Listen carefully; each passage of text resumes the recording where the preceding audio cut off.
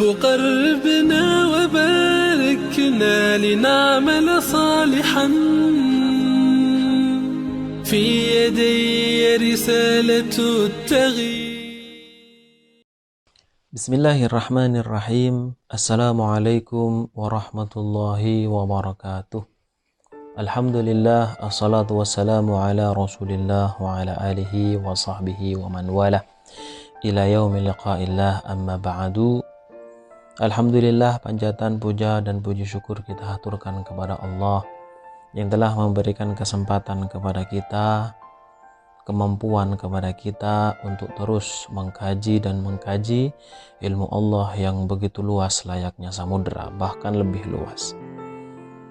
Insyaallah kajian kita pada perdana ini adalah Adabul Islam fi Nizamil Usrah, karya Al-Allama As-Sayyid Muhammad bin Alawi Al-Maliki Al-Hasani, di mana kitab ini akan menceritakan, akan membahas bagaimana seharusnya rumah tangga yang dibangun oleh seorang muslim dan muslimah agar kemudian mendapatkan ridha Allah Subhanahu wa ta'ala.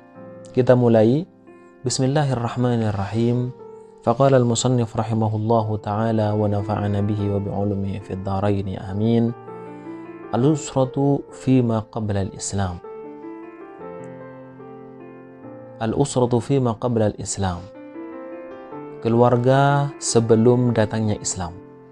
Jadi sebelum datangnya Islam, sebagaimana kita ketahui bersama bahwa manusia itu mempunyai hukum sendiri, mempunyai peraturan sendiri.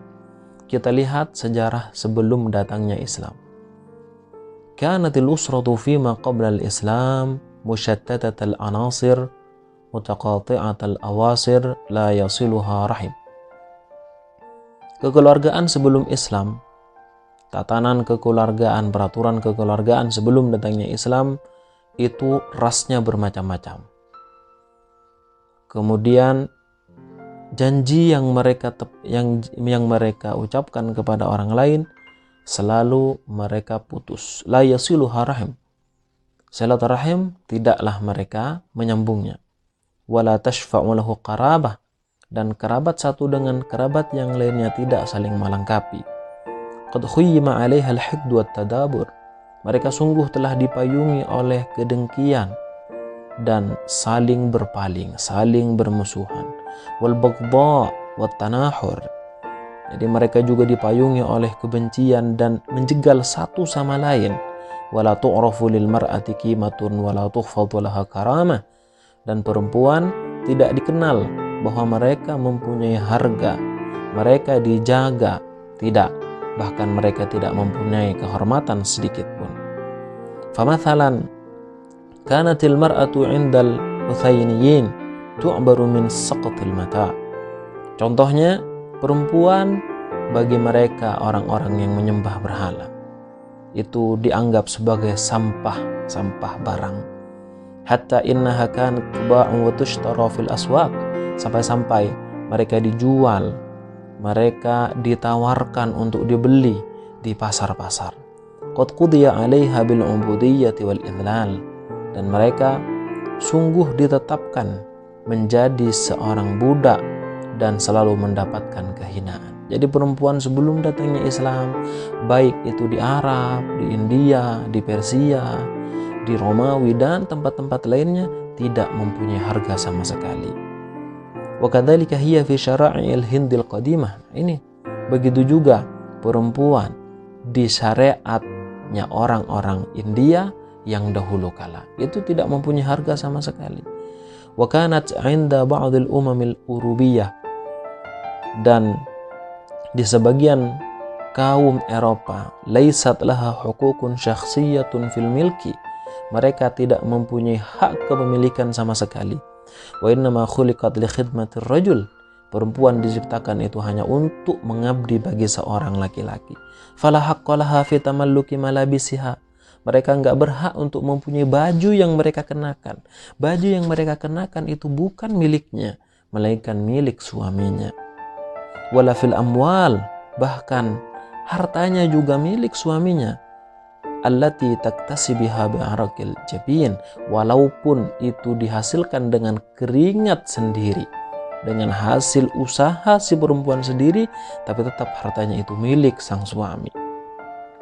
Amma 'indal Arab, adapun di negara Arab sebelum datangnya Islam, faqad kanat mumtahinatan jiddan, mereka itu benar-benar terhina, benar-benar tidak mempunyai harga diri. Hatta inna ba'dal Arabi kana ya'idul banat, sampai-sampai sebagian orang Arab itu menguburkan bayi perempuan yang masih hidup. Kama qala ta'ala, sebagaimana Allah berfirman, wa idza busyira ahaduhum bil untha dhalla wajhuhu muswaddan wa huwa kadhim. Ketika mereka dikabarkan bahwa anak yang telah dilahirkan itu seorang perempuan, maka langsung berubah wajah mereka menghitam dan mereka sangat marah. Yatawara minal qaumi min su'i ma busyira bihi, dia bersembunyi dari kaum, dari masyarakat karena jeleknya kabar yang ia terima. Ayumsikuhu ala hunin am yadussuhu fit turab, apakah dia akan tetap meliharanya dengan resiko menanggung kehinaan, atau dia akan menguburkannya hidup-hidup. Ala sa'a ma yahkumun, sungguh benar-benar keji apa yang telah mereka hukumi, apa yang telah mereka tetapkan di antara mereka. Jadi Allah sendiri mengabarkan bahwa orang-orang Arab jahiliyah sebelum datangnya Islam kebiasaannya seperti ini. Perempuan sudah tidak mempunyai harga. Anak bayi yang lahir perempuan di antara mereka itu menguburkannya. Wa kanu la yuwarrithuna an-nisaa was-sibyan min abna'il mayyit. Perempuan, anak laki-laki, anak kecil ya, anak perempuan kecil itu tidak akan mendapatkan bagian harta warisan kalau misalkan orang tuanya atau suami dari perempuan ini meninggal dunia. Wa innama yuwarrithuna man yulakil aduwa, yang mendapatkan warisan hanya mereka yang berhasil melawan musuhnya, wa yuqatilu fil hurub, dan juga ikut andil dalam peperangan, itu baru dapat jatah warisan. Wa kanatil Arab tarithun nisaa karha, dan orang Arab itu mewarisi perempuan, yaitu mempusakai perempuan dengan cara paksa. Bi an yaji al warithu wa yulqi thawbahu ala zawji muwarrathih. Misalkan ada seorang anak ahli waris laki-laki, kemudian dia datang, lalu ia melemparkan bajunya kepada istri ayahnya. Nah, ini yang perempuan ini adalah ibu tirinya. Sumayakul, kemudian ia mengatakan, si anak yang telah berhasil menaklukkan musuh atau ikut berperang, warithuha kama warithu malahu, aku mewarisi perempuan ini, ibu tirinya maksudnya, kama warithu malahu, sebagaimana aku telah mewarisi harta ayahku. Fayakunu ahaqqa biha min nafsiha, sehingga perempuan itu lebih berhak dimiliki anak itu tadi, ya anak tirinya, ketimbang perempuan memiliki dirinya sendiri. Jadi luar biasa, perempuan itu benar-benar tidak mempunyai harga kehormatan sama sekali di zaman jahiliyah. Wa kana ba'dul Arab yukrihuna ima'ahum 'alal bagha, sebagian orang Arab memaksa budak-budak perempuan mereka untuk melacurkan diri, liyaksibna lahum malan, agar mereka mendapatkan harta dari pelacuran itu dan distorkan kepada majikannya, kepada tuannya. Wa kana ba'dul Arabi yarithuna zawjati abihim fi jumlatil mata'. Sebagian orang Arab seperti yang tadi telah disinggung itu mewarisi istri-istri ayah mereka, yaitu ibu tiri, fi jumlatil mata', di dalam golongan harta. Artinya harta ia miliki, istrinya ayah juga ia miliki. Kita tahu bahwa orang Arab tidak hanya memiliki satu istri tapi banyak, khususnya ketika Islam belum datang. Fayusbihna zawjatin lil awlad, sehingga ia menjadi istri bagi anak-anaknya. Terutama di sini adalah anak tertuanya, laki-laki. Jadi hadhihi anzimatul usra al-fasida qabla al-Islam. Inilah tatanan kekeluargaan, peraturan kekeluargaan yang benar-benar rusak sebelum datangnya Islam. Tsumma ja'al islamu fa'utiyal mar'atu huququha 'ala dha'il adl. Kemudian datang Islam, lalu perempuan diberilah haknya sesuai dengan keadilan. Jadi mereka mendapatkan haknya, bahkan waja'alaha asasan fil usratil insaniyah, bahkan perempuan itu sudah menjadi pondasi, menjadi asas di dalam tatanan kekeluargaan kemanusiaan. Wa'tana biha wa sanaha wa hafadha ala karamatiha. Dan bukan hanya sekedar ini, Islam juga memperhatikan, menjaga, melindungi kemuliaan seorang wanita. Wa bawwa'aha minal makanatil manzinatil la'iqa bihaliha, dan menempatkan di tempat yang pantas kepada posisi seorang wanita, keadaan seorang wanita. Jadi sangat luar biasa ketika Islam sudah datang. Anehnya malah ada kemudian muncul yaitu golongan feminisme yang mereka menuntut disamakannya waris, bahwa perempuan dan laki-laki itu sama, tidak ada bedanya. Muncullah HAM dan gender kemudian dan lain-lainnya. Apa yang mereka inginkan? Bukankah di dalam Islam telah memberikan kehormatan yang setinggi-tingginya kepada seorang wanita? Apakah mereka akan kembali turun lagi dari kemuliaan Islam, turun lagi kepada hukum jahiliyah? Disinilah kemudian itu menjadi masalah. Jadi golongan-golongan feminisme, golongan-golongan HAM dan gender yang kemudian ingin setara dan sebagainya. Ini adalah satu permasalahan yang besar yang harus kita benahi kembali, yang harus kita berikan pemahaman kepada masyarakat bahwa Islam itu adalah way of the life, way of the life. Jadi adalah jalan menuju kehidupan. Jadi hidup itu tidak akan bisa sempurna kecuali hanya dengan Islam. Wa syara'a tawrithaha, dan bahkan Islam juga memberikan bagian waris kepada perempuan. Bukankah sebelum datangnya Islam perempuan tidak mendapatkan waris sama sekali? Lalu ketika Islam sudah datang, Allah memberikan bagian warisan kepada mereka. Kenapa mereka masih menuntut untuk minta keadilan lah apa dan sebagainya? Wa bayyana huququha, dan Islam juga menjelaskan hak-hak perempuan. Lalu ada yang bertanya, lalu kenapa jika memang seperti itu Islam datang untuk kemudian mengangkat harkat martabat wanita? Kenapa warisannya hanya mendapatkan satu bagian, sementara laki-laki itu mendapatkan dua bagian? Ma'asyiral ikhwah, laki-laki mendapatkan bagian karena dia menanggung dirinya dan menanggung keluarganya, istrinya, anaknya. Sementara perempuan, dia tidak menanggung apapun. Dirinya ditanggung oleh suaminya, anaknya ditanggung oleh suaminya. Sehingga Islam kemudian memberikan bagian satu saja, itu adalah pantas. Itu yang pertama. Yang kedua, perempuan mendapatkan mahar ketika menikah, sementara laki-laki memberikan mahar. Sehingga kemudian Islam itu memberikan keadilan, tidak kemudian sama persis. Sepiring nasinya 200 gram, kemudian ikannya ini, lauknya ini, tidak sama persis. Jadi Islam melihat keadilan itu sesuai dengan posisinya masing-masing. Kalau bahasanya proporsional. Jadi Islam itu sangat proporsional, memposisikan seorang laki-laki, memposisikan seorang wanita.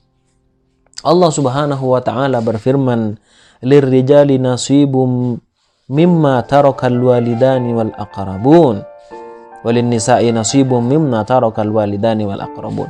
Laki-laki itu mendapatkan bagian dari harta yang ditinggalkan oleh kedua orang tua atau ditinggalkan oleh kerabatnya.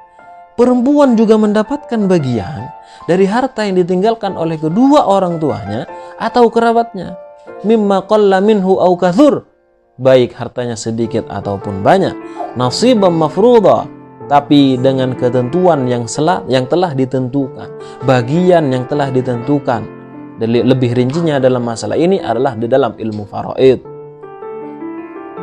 Kama harramal Islamu irthan nisa'i karha, sebagaimana Islam juga mengharamkan untuk mewarisi perempuan dengan cara paksa. Faqala ta'ala, ya ayyuhalladzina amanu la yahillu lakum an tarithun nisa'a karha. Wahai orang beriman, tidak dihalalkan bagi kalian, haram atas kalian untuk mewarisi atau mempusakai perempuan, yaitu ibu tiri kalian, dengan cara paksa. Kama harramal Islamu ikrahal ima 'alal bigha. Sebagaimana Islam juga mengharamkan pemaksaan budak-budak perempuan untuk melacurkan diri agar sang tuan mendapatkan harta dari pelacuran ini. Faqala ta'ala, Allah menegaskan di dalam Al-Quran, wala tukrihu fatayatikum 'alal bigha. Janganlah kalian paksa budak-budak perempuan kalian untuk melacurkan diri. In aradna tahassunan, jika mereka menginginkan menjaga dirinya, menjaga kesuciannya, litabtagu aradal hayatid dunya, hanya karena kalian ingin mendapatkan sebagian harta dunia, harta kehidupan dunia. Jadi benar-benar suatu hal yang sangat memalukan ketika ada seorang majikan memaksa budaknya untuk melakukan perbuatan maksiat agar kemudian sang majikan mendapatkan harta. Hartanya adalah harta haram, harta maksiat. Itu adalah keadaan sebelum datangnya Islam. Kama naha an nikahi zaujatil aba, Islam juga melarang untuk menikahi ibu tirinya, yaitu istri-istri daripada ayahnya. Bi uslubin munaffarin an hadhihi illa maqad min hadhihi an hadhil jarima. Dengan cara, bukan hanya sekedar melarang, tapi Islam mengancam pelaku kriminal yang sangat keji ini. Faqala ta'ala, Allah subhanahu wa ta'ala berfirman, wala tankihu ma nakaha aba'ukum minan nisa'i illa ma qad salaf. Janganlah kalian menikahi, mengawini, yaitu perempuan yang telah dinikahi oleh ayah-ayah kalian, kecuali yang telah dahulu kala, yaitu sebelum datangnya Islam. Innahu kana fahishatan wa maqtan wa sa'a sabila. Sesungguhnya perbuatan ini adalah benar-benar perbuatan yang keji, perbuatan yang sangat dilaknat, sangat dibenci, dan jalan yang buruk untuk ditempuh.